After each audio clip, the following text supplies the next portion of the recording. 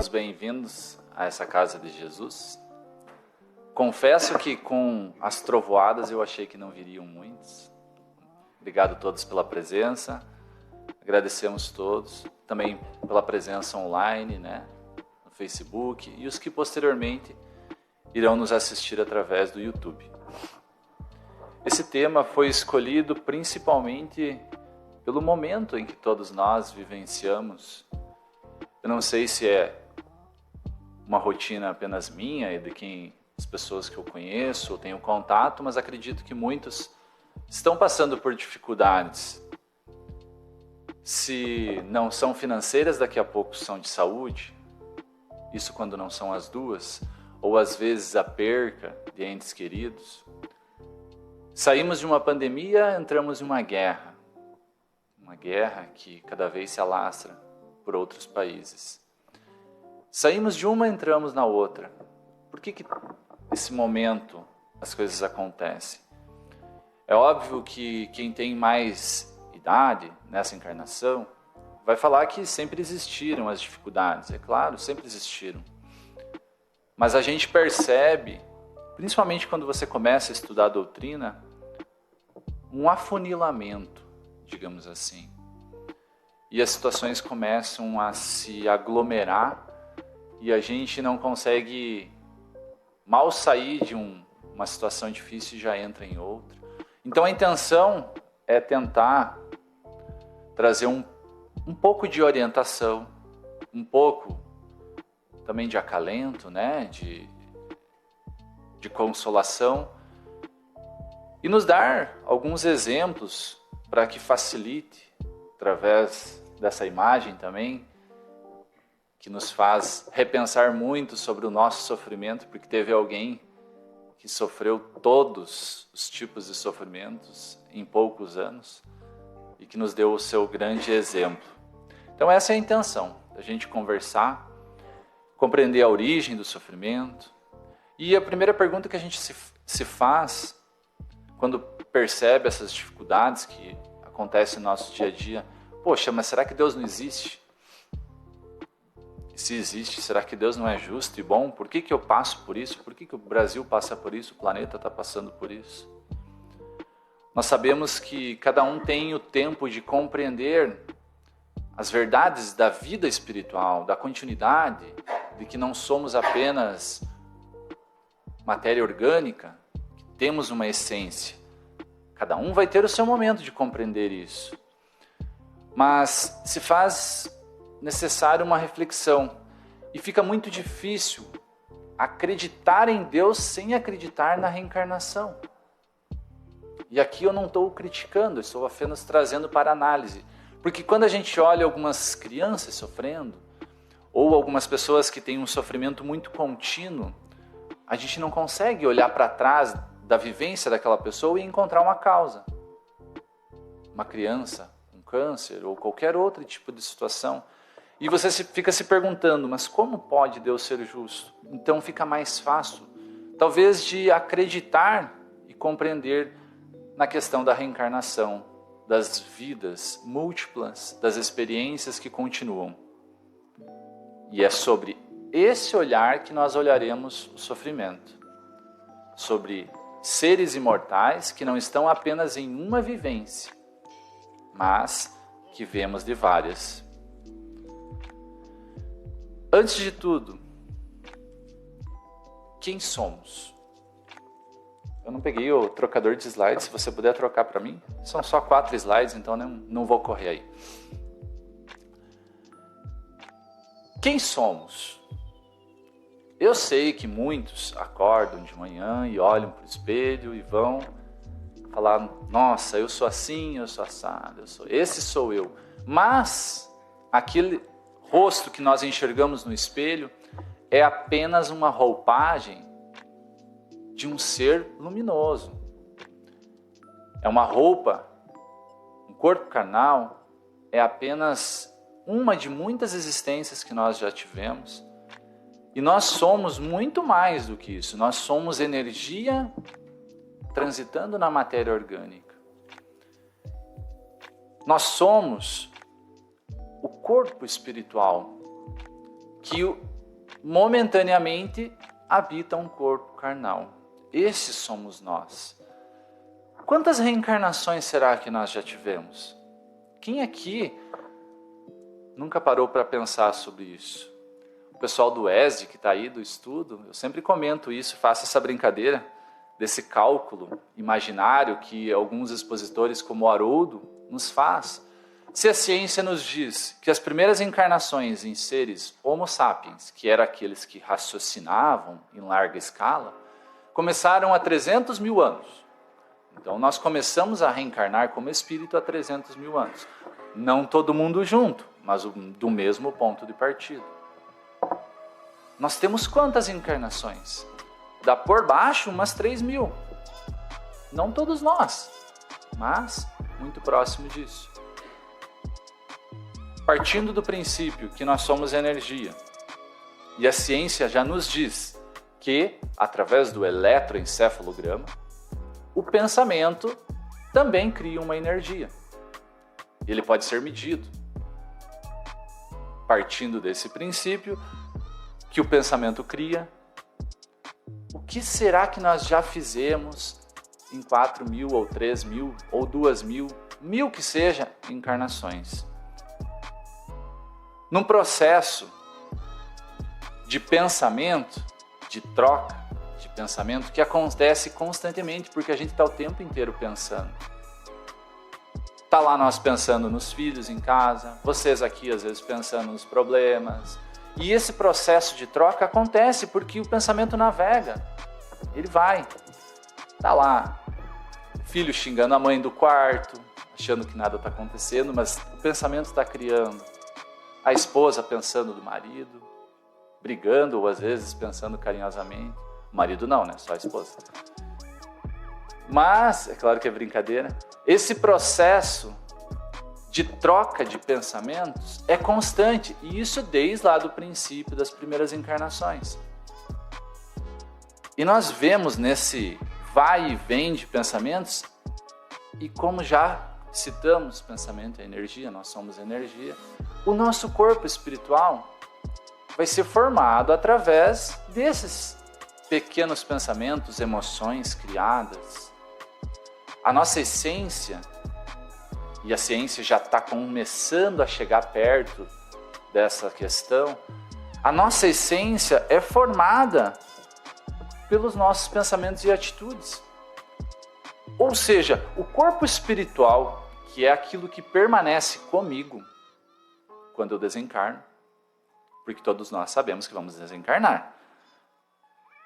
O que permanece comigo é uma formação minha, é uma consequência do que eu já venho vivenciando enquanto esse corpo espiritual vem habitando outros corpos carnais. Eu não sei se talvez está claro para todo mundo, mas o que eu quero chegar é que a nossa essência, que é aquilo que vai permanecer conosco, ela é uma consequência de nós mesmos. O nosso corpo espiritual, que a gente fala dentro da doutrina de perispírito, que é o revestimento que nós permanecemos, é uma essência formada por nós mesmos. Então, num processo de volta de energia, vai energia, penso coisa ruim, aí recebo também, porque na ciência já nos mostra que tudo é sintonia. Então, se eu não estou pensando bem, se eu estou xingando, eu também recebo esse tipo de pensamento. Se eu estou vibrando bem, pode ver que tem dias que a gente está bem e as coisas andam na nossa vida. Aquele dia que você acorda bem, parece que tudo dá certo. E o dia que não está bem, já acorda, já tropeça, já acorda reinando, já não quer nem tomar café, já se atrasa, para no trânsito, alguém já fura o semáforo, você já xinga e daqui a pouco as coisas, parece que aquele dia não flui. Porque é uma cadeia que se desenrola num processo automático. Não é Deus. Não é o teu guia espiritual que está te botando em encrenca. É você num processo automático. Você, quando eu falo, é nós.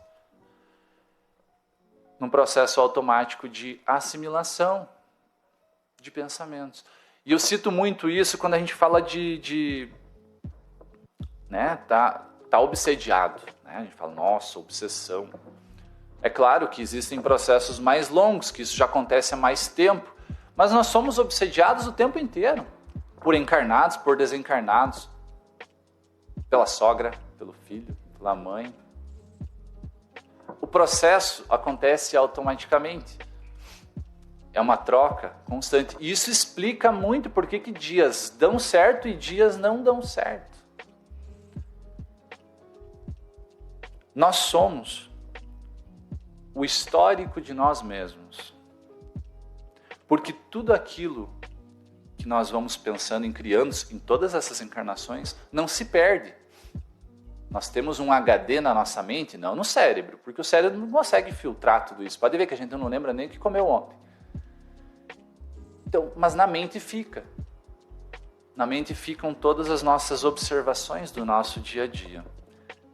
E ora, conforme nós vamos desenrolando o nosso processo de evolução, essas informações vão vindo à tona na nossa vida.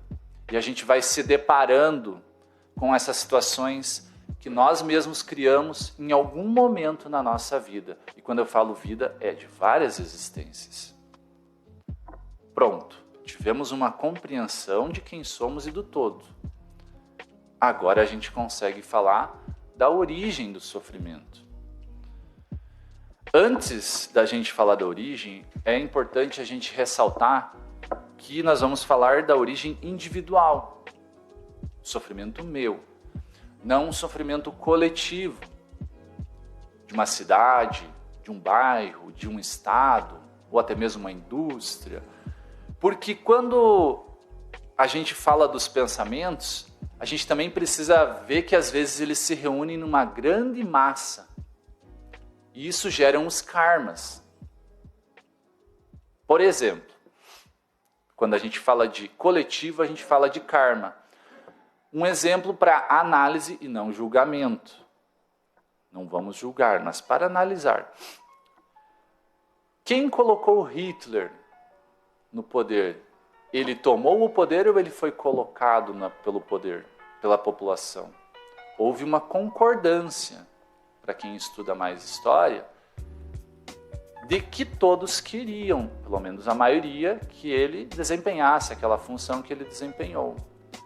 Então nós temos um processo de unificação de pensamento e ali nós geramos um karma para aquela região, para aquele país, que eu não sei se já colheu os frutos, mas um dia vai ter que colher. Porque tudo aquilo que desvia da base de Deus, da base da criação, que é o amor, nós precisamos acertar contas. Outro exemplo, Jesus, governador espiritual do planeta Terra, co-criadores de todos nós, encarnou num processo muito bacana para tentar nos ajudar, porque estávamos desviados do caminho. O que a gente fez? Não está mais a imagem, mas a gente crucificou ele. Em 4 anos apenas, 3, 4 anos que ele começou a professar os seus ensinamentos, a gente foi lá e pam! Numa concordância da maioria dos que habitavam naquela região. Então ali nós também temos um processo kármico que, se já se cumpriu ou um dia se cumprirá, de quitação de dívidas perante a justiça divina. Beleza, então ficou muito claro que a gente não vai conversar sobre isso. Quer dizer, já conversamos, né? Já falei um pouco aqui, mas até meia-noite é hoje, Sérgio. A ideia é falar sobre sofrimento individual. Essa é a ideia, porque está mais próximo de nós. Não vamos falar sobre enchentes, furacões, tsunamis, que tem a ver com karmas. Isso que eu acabei de falar. Todos os lugares que isso acontece, se você vasculhar na história, em algum lugar, em algum momento da história, houve-se um desequilíbrio da lei do amor naquela região. E há ali um processo de quitação de débito. Antes da gente iniciar a falar, é mais importante mais uma coisa, que nós não vamos falar de regra matemática. Não é uma coisa exata. Então tem que ser muito observado quando a gente analisa. E muito do que a gente vai falar vai estar nas duas circunstâncias da origem do nosso sofrimento. Quais são? De onde se origina o nosso sofrimento?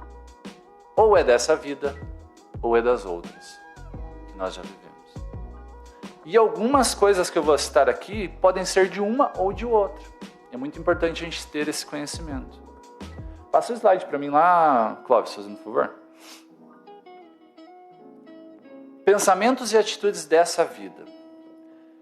Eu sei que a gente comentou já que teve várias e várias encarnações, mas não dá para a gente acertar as contas de tudo isso. Então o normal é a gente ir se reequilibrando nesse processo de caminho, ajustamento perante a lei de Deus, que é a lei do amor, aos poucos. Então é mais natural o nosso sofrimento estar atrelado a problemas dessa vida. E aos pouquinhos a gente vai se acertando com o que foi feito lá atrás. Mas a maioria das coisas que nos acometem são equívocos dessa mesma vida. Alguns exemplos. Alimentação equivocada em larga escala pode colaborar para o falecimento mais rápido de alguns órgãos, como o rim, o estômago, o intestino, o coração, dependendo do que for a alimentação.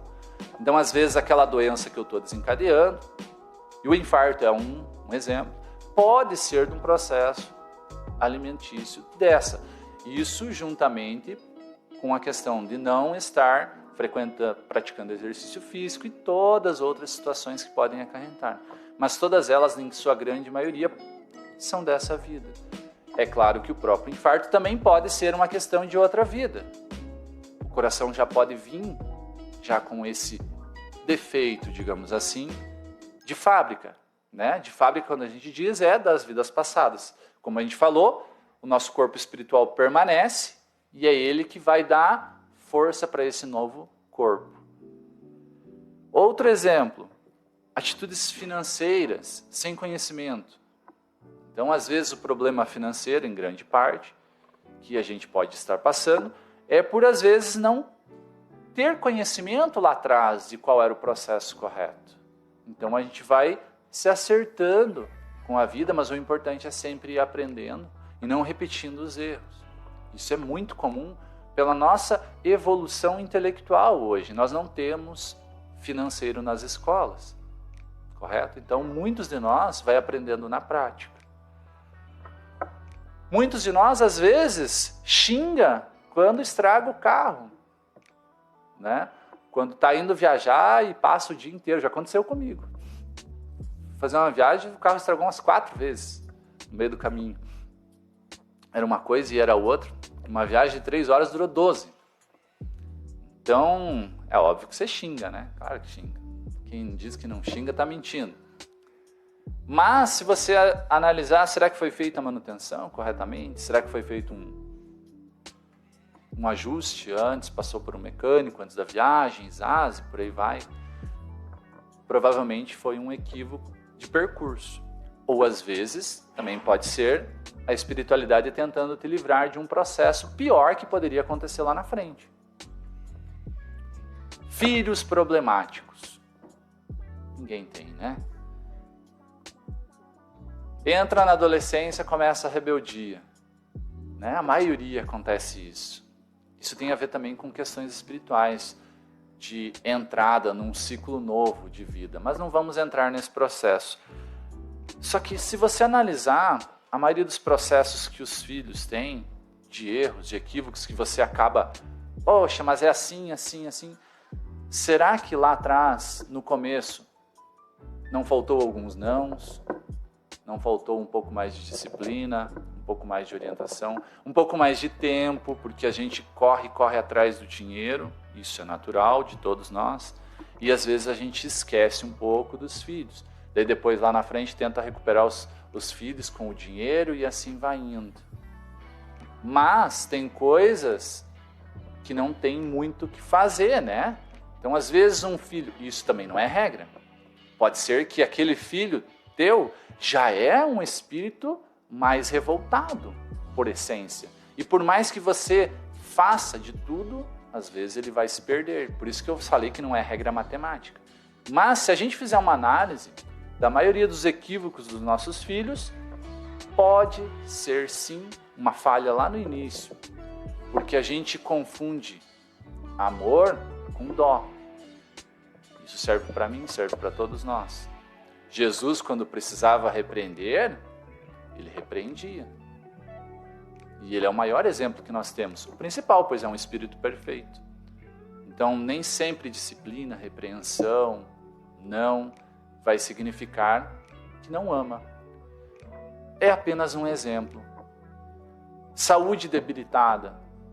Será que essa dor no estômago, esse problema, eu falo dor no estômago porque eu tenho, tá? Então, cada um fala aí daquilo que sabe bem, que está passando. Não é um processo de nervosismo, de lá de trás? Não é uma coisa que já vem se desencadeando de várias e várias vezes? Será que se a gente modificar algumas coisas na rotina, um pouco mais de tempo para um almoço mais saudável, não modifica essas dores? Então, muito do que a gente vivencia é dessa vida. Grande parte dos nossos sofrimentos, se a gente fizer uma análise muito profunda, como Santo Agostinho nos recomenda no Livro dos Espíritos, a gente vai perceber que tem sim, a causa está nessa vida.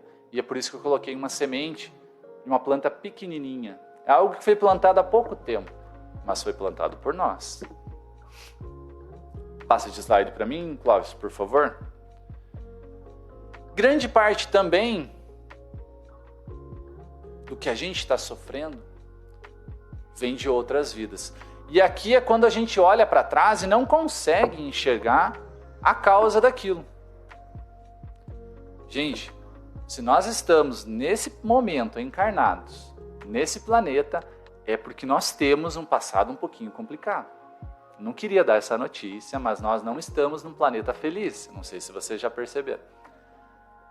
Então, nesse processo de idas e vindas desse corpo espiritual que desabitou várias carnes, digamos assim, a gente já fez muitas coisas equivocadas. E a vida é um processo contábil. Porque senão Deus não seria justo, correto? Ele é justo e bom, junto, não pode ser separado. Partindo do princípio que Deus é justo e bom, todos os equívocos nossos, eles precisam ser resolvidos. Nós vimos que vamos quitando algumas dívidas ao longo do prazo, durante a encarnação.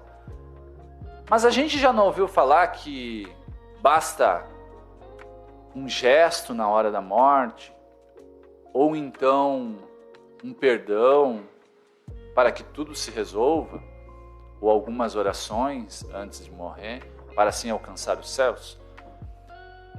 Eu não quero ser crítico a essa crença. Mas qual é a justiça de Deus num fato desse? Eu mato 5, 6 e no final eu peço perdão, rezo 5 Pai Nosso, está tudo certo? Será? Ah, mas eu me arrependi. Beleza, esse é o primeiro passo. E os próximos passos? Então nós temos o perdão como um primeiro passo, o arrependimento. E isso pode ser feito enquanto encarnado, que facilita muito, ou então ele vai acontecer após o desencarne, no mundo espiritual. Leva um tempo, a pessoa de repente chega de sofrer e quer se arrepender do processo. Porém, essas questões que vivenciamos lá atrás, elas precisam de um ajuste, porque a lei de Deus é a lei do amor. E a gente precisa se adequar a essa lei. Pensamentos de atitude de hoje, como a gente já conversou, moldam o nosso corpo espiritual, correto? E este vai moldar um novo corpo orgânico na próxima encarnação. Num processo em que nossos guias espirituais, aqueles que auxiliam, pegam lá o nosso corpo espiritual e colocam no ventre da mãe, esse vai dar forma ao novo feto. Não é o contrário. Então, as somas de nossas atitudes de hoje podem moldar problemas até mesmo de doenças na próxima vida. E isso explica o que talvez a ciência não consegue explicar das doenças que já nascem conosco. Porque se nós olharmos e não vermos um passado que justifique um tumor que nasce comigo, né? Um diabetes, algumas doenças que já nascem conosco. Então, todos esses processos, se não tiver uma causa, Deus não é justo. Concordam comigo? Então, é por isso que o Espiritismo nos abre essa questão e fica muito mais fácil. Já viram casos de pessoas que desenvolvem tumor no pulmão, câncer de pulmão, apenas convivendo com pessoas que fumam e o fumante não desenvolve? Já viram esses casos? Acontece muito. O porquê disso? Não que acontece muito, mas acontece. Talvez aquela pessoa já fumou na outra vida, ou já debilitou o pulmão na outra vida. E no nosso corpo espiritual há uma réplica dos nossos órgãos. Nós temos o pulmão espiritual, nós temos o estômago espiritual. Ou seja, aquela dor que nos dá no nosso estômago ou em qualquer outro órgão do corpo é um sinal de que aquele órgão espiritual naquele mesmo local está se curando. A cura de um resbala para o outro, né? A energia ela precisa ser expelida.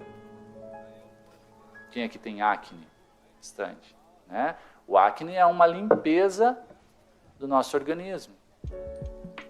Seja de gordura, seja de hormônio, seja de outras questões que não cabe a mim porque eu não sou médico. Mas enfim,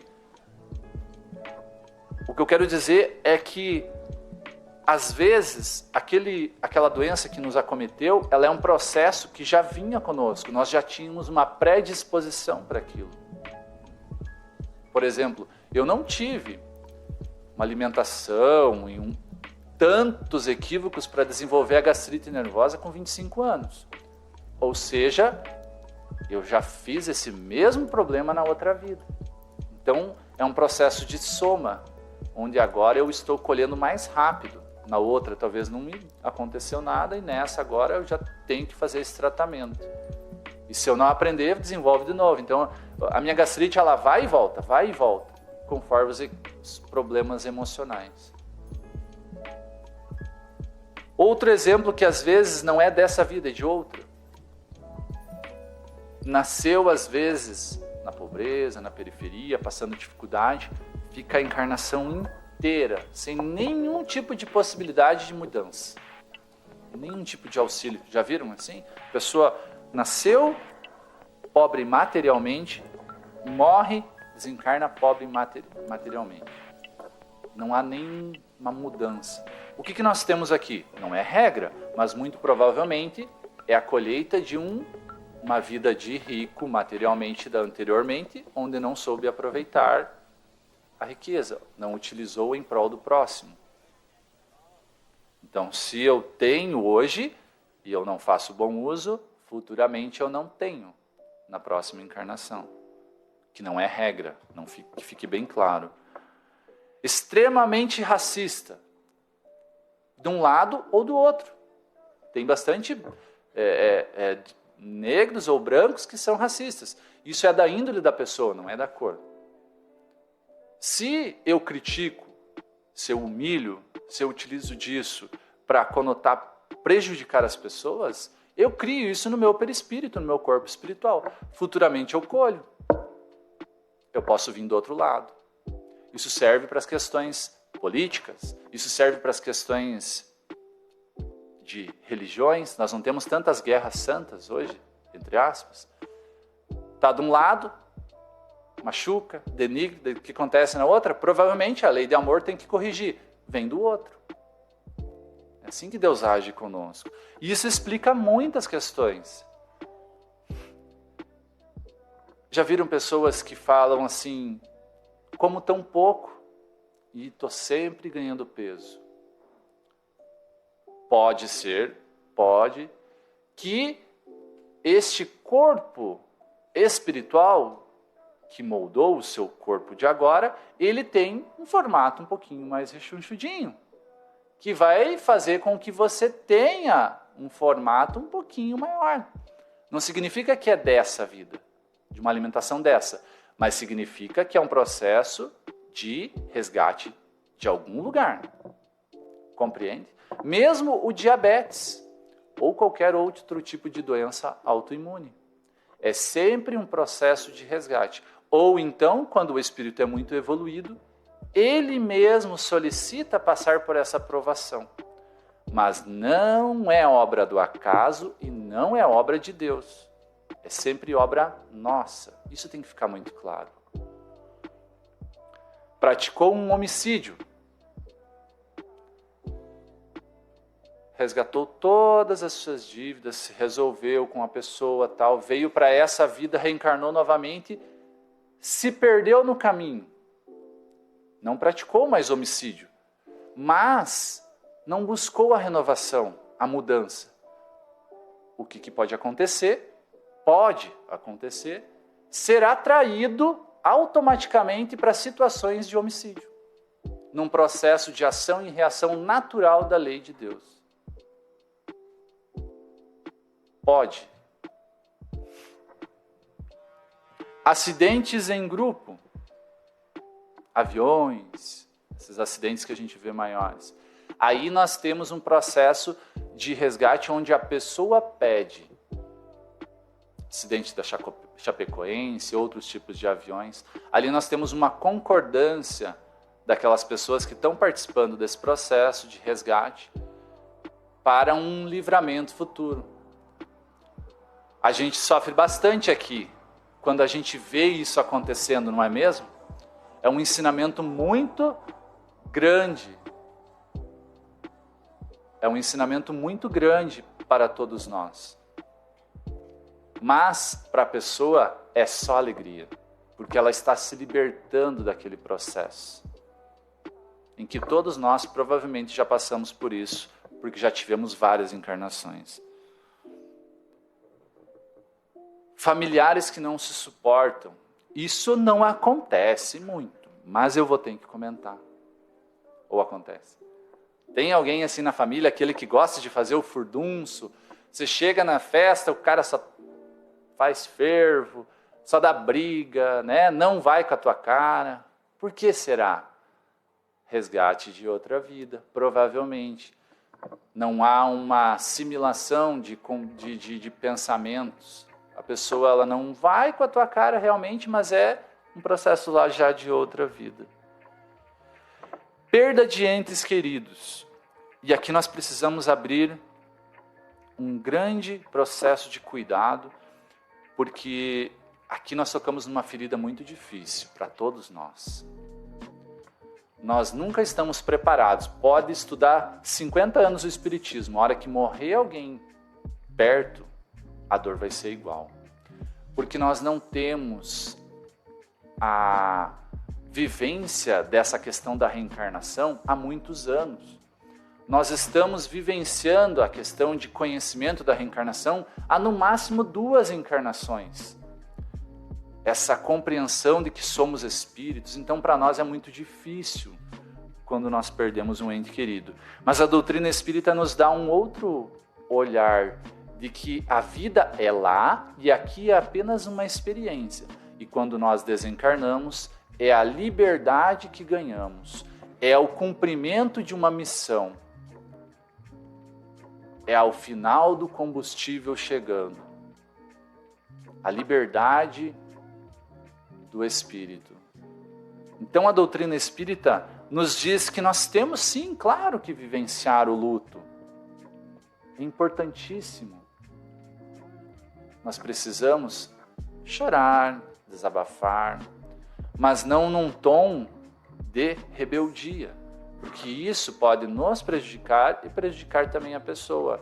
Não num tom de desagrado com as leis divinas, num tom de agradecimento por a pessoa estar conosco todo esse período, seja ele quanto for. É claro que aqui é muito fácil falar, cada um sabe o que já passou com as perdas de entes queridos, mas essa ferida é um pouco mais difícil da gente compreender pela nossa evolução espiritual, mas o Espiritismo nos ajuda em muito. Inclusive, o Espiritismo nos traz 3 notícias muito boas para compreendermos o nosso sofrimento.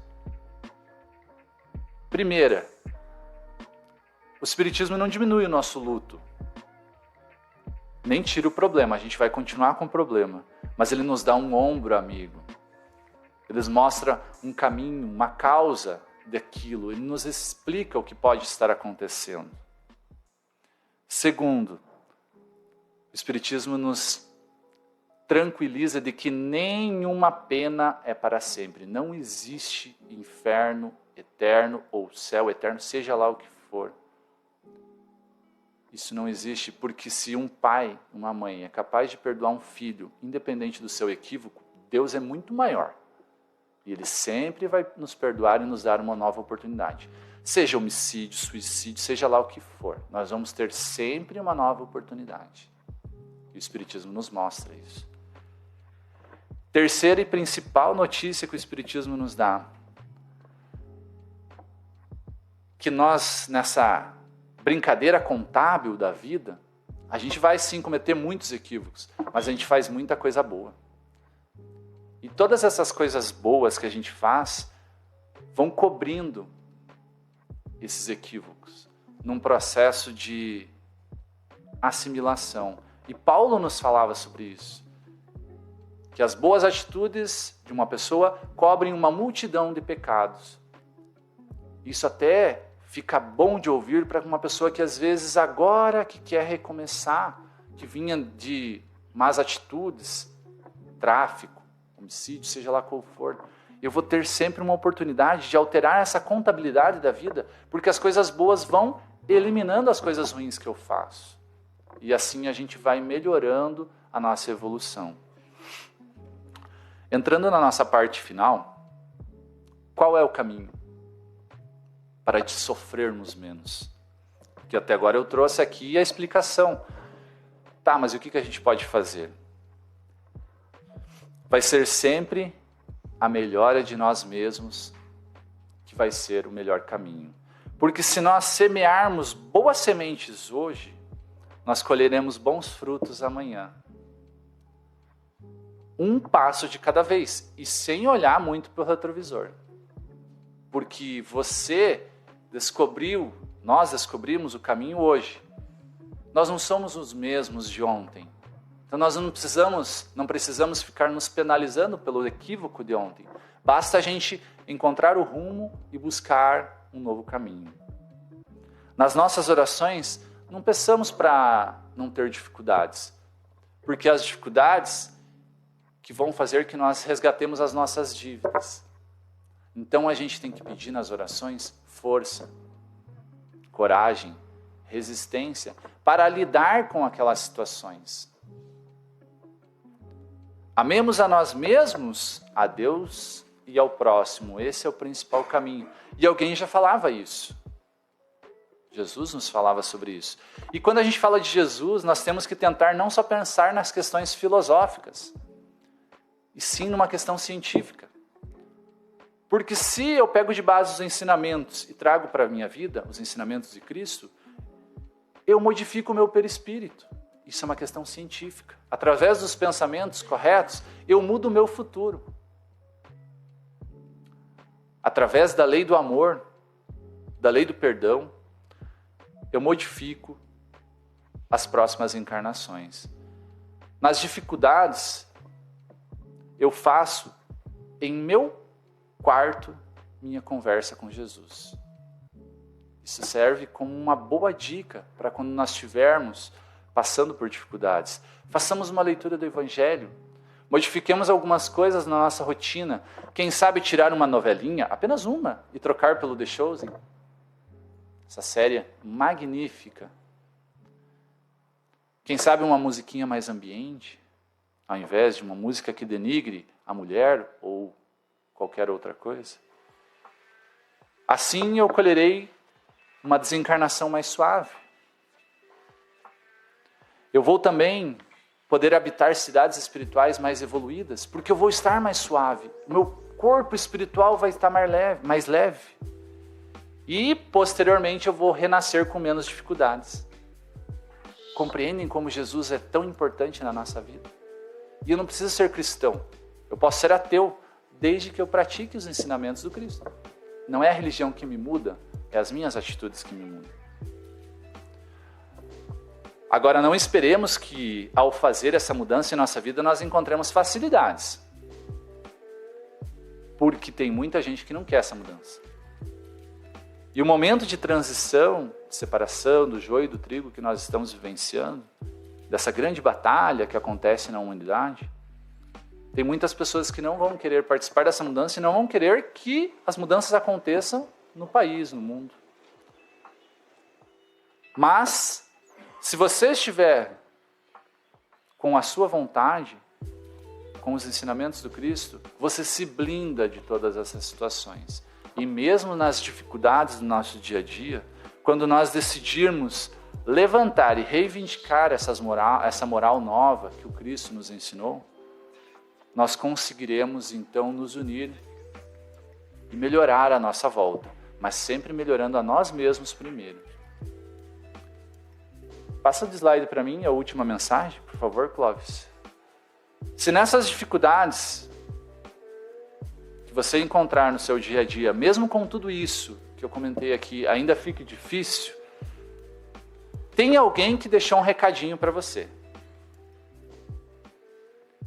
Bem-aventurados os que choram, pois que serão consolados.